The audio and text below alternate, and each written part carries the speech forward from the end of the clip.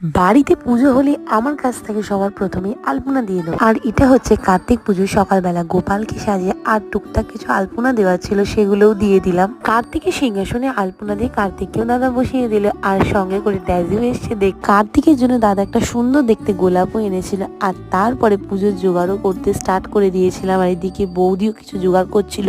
ঠাকুর মশাই এসে গেছিল আর পুজোও স্টার্ট হয়ে গেছিল। অনেক ভোগ রান্নাও হয়েছিল, সেরকম এক কিছু সারাদিন ভিডিও তোলাও হয়নি। ততক্ষণে তো বাড়িতে সবাই এসেই গেছিল, বাড়ির যত আত্মীয় স্বজনরা আসার ছিল।